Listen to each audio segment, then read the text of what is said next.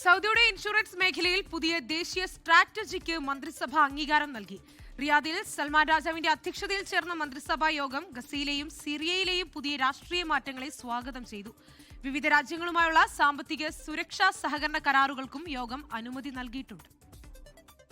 Saudi ഭരണാധികാരി സൽമാൻ രാജാവിന്റെ അധ്യക്ഷതയിൽ റിയാദിലായിരുന്നു മന്ത്രിസഭാ യോഗം. രാജ്യത്തെ ഇൻഷുറൻസ് മേഖലയുടെ വികാസം ലക്ഷ്യമിട്ടുള്ള ദേശീയ ഇൻഷുറൻസ് സ്ട്രാറ്റജിക്ക് യോഗം പച്ചക്കൊടി കാട്ടി. ഓട്ടിസം ബാധിച്ചവരുടെ പ്രശ്നങ്ങൾ പഠിക്കാനും പരിഹരിക്കാനുമായി പ്രത്യേക മന്ത്രിതല സമിതി രൂപീകരിക്കാൻ തീരുമാനിച്ചു. ഗസയിലെ സമാധാന ശ്രമങ്ങളെയും ഗസ ഭരണത്തിനായി രൂപീകരിച്ച പുതിയ പലസ്തീൻ സമിതിയെയും സൗദി സ്വാഗതം ചെയ്തു. സിറിയയുടെ ഐക്യവും സുരക്ഷയും ഉറപ്പാക്കുന്ന വെടിനിർത്തൽ കരാറിനെയും യോഗം സ്വാഗതം ചെയ്തു. അയൽരാജ്യമായ യമന്റെ പുരോഗതിക്കായി പുതിയ വികസന പദ്ധതികൾ യോഗം പ്രഖ്യാപിച്ചു.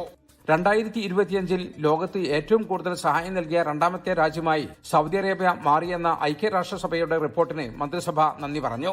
റിയാദിൽ സമാപിച്ച അന്താരാഷ്ട്ര ഖനന സമ്മേളനത്തിന്റെ വൻ വിജയം മന്ത്രിസഭ വിലയിരുത്തി. 100 ബില്യൺ റിയാലിലധികം മൂല്യമുള്ള കരാറുകളാണ് സമ്മേളനത്തിൽ ഒപ്പുവെച്ചത്. വിദേശ സഹകരണത്തിന്റെ ഭാഗമായി പാകിസ്ഥാനുമായി വൈദ്യുതി ബന്ധിപ്പിക്കുന്നതിനും ഇറാഖുമായി മയക്കുമരുന്ന് വേട്ടയിൽ സഹകരിക്കുന്നതിനുമുള്ള ധാരണാപത്രങ്ങൾക്ക് മന്ത്രിസഭ അംഗീകാരം നൽകി. വിവിധ മന്ത്രാലയങ്ങളിലെ ഉന്നത ഉദ്യോഗസ്ഥരുടെ സ്ഥാനക്കയറ്റത്തിനും യോഗം അംഗീകാരം നൽകി. 24 റിയാദ്.